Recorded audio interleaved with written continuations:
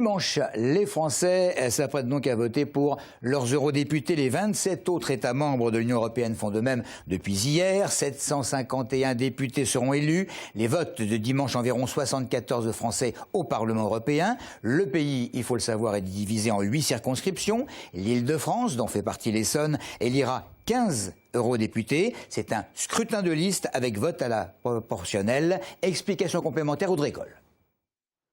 Le Parlement européen est pour beaucoup une institution lointaine et floue, et pourtant il vote des lois qui influencent directement notre quotidien. Avec ses 751 eurodéputés élus démocratiquement, le Parlement possède le pouvoir législatif, partagé avec le Conseil de l'Union européenne, représenté par le ministre des pays membres. Ces deux organes votent les lois européennes. Le Parlement européen possède donc le même pouvoir que notre Assemblée nationale.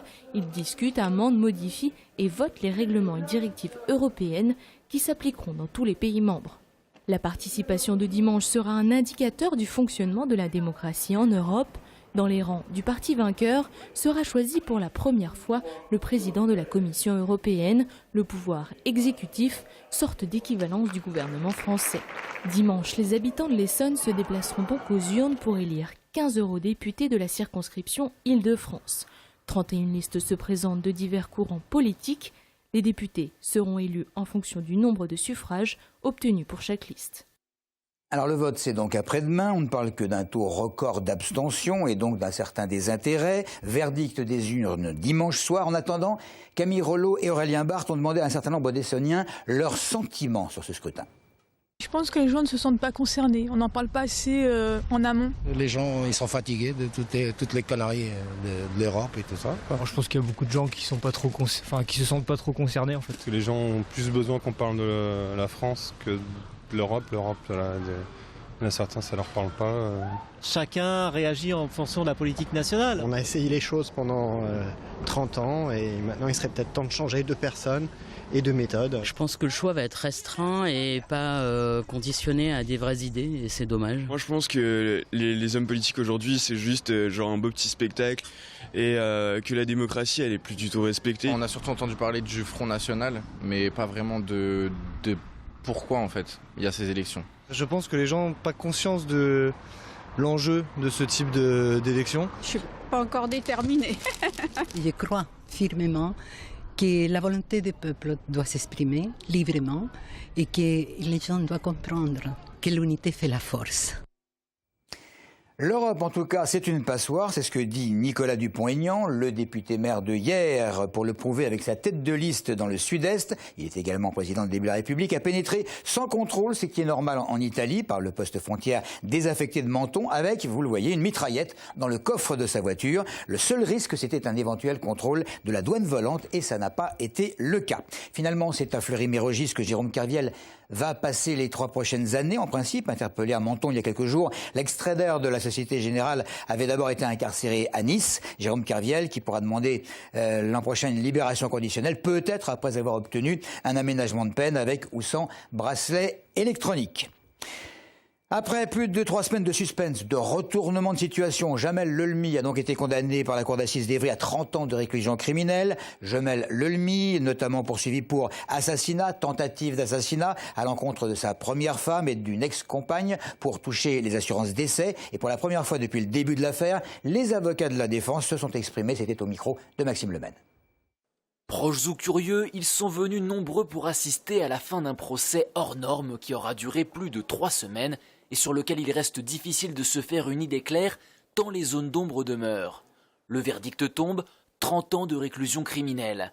L'atmosphère est tendue, certains s'en prennent même aux journalistes.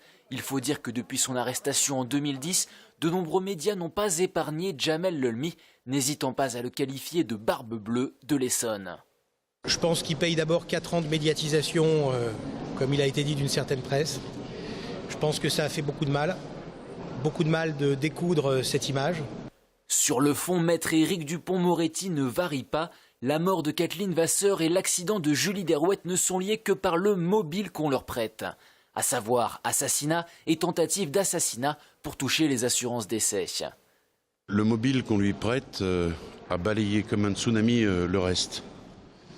Et le reste, c'est à l'évidence un premier fait que la police a considéré comme étant un accident de la route. Et un deuxième fait qui n'est étayé que par la parole d'une jeune femme, dont le moins que l'on puisse dire est qu'elle a été variante. Après un léger malaise, Julie Derouette quitte la salle d'audience. Je tiens à dire que je suis très fatiguée et que je suis très soulagée. 30 ans de réclusion criminelle, une peine moins lourde que celle requise par l'avocat général qui aurait souhaité la perpétuité. Les avocats de la défense ont d'ores et déjà annoncé qu'ils feront appel. La fête des mères, c'est également dimanche. On sait qu'en Haute-Savoie, une école a décidé de s'abstenir de faire fabriquer des cadeaux par les enfants pour éviter une situation délicate avec les petits vivant une situation de famille difficile. Certains parents désapprouvent fermement en faisant circuler une pétition. Voilà la position d'enseignants essonniens de l'école Jules Ferry à Massy. Cette année, en collaboration avec la directrice, on a décidé de ne pas en faire dans la classe. Il n'y a pas vraiment de raison. Après, ça peut être un choix pour pas gêner certains enfants qui ont pas de maman, c'est un petit peu, qui ont des situations un peu compliquées. Là, c'est plus au niveau de l'organisation cette année, ça s'est fait comme ça. Je la fais chaque année. Je n'oublie ni les pères ni les mères et je le fais le jour J. C'est-à-dire le vendredi avant le dimanche. On est encore libre et indépendante de notre pédagogie personnelle dans nos classes. Personne ne peut nous imposer ceci ou cela. On termine par le sport et du foot, surtout samedi avec la dernière journée de championnat décisive en CFA et CFA 2. Virit va tenter de ramener des points de Vitré afin d'espérer rester en CFA la saison prochaine. Même objectif pour Évry en CFA 2. Et puis en cas de victoire à Thouars, Fleury-Mérogis qui pourrait accéder au championnat de CFA dès la saison prochaine, après avoir échoué ces dernières années tout près de cet objectif. Le match au sommet division 1 féminine au stade Robert Boban de Bondoufle entre le FCF Juvisy et le Paris Saint-Germain, battu il y a 2 semaines en Coupe de France par le PSG. Les Juvisiennes vont tenter de prendre leur revanche cette fois en championnat. Une victoire essonnienne propulserait les filles de Juvisy vers la Ligue des Champions. Et puis l'autre grand événement sportif du week-end, c'est évidemment le match retour des demi-finales de Fédéral 1 entre Massy et Tyros. Voilà, c'est tout pour l'info. Merci de votre fidélité.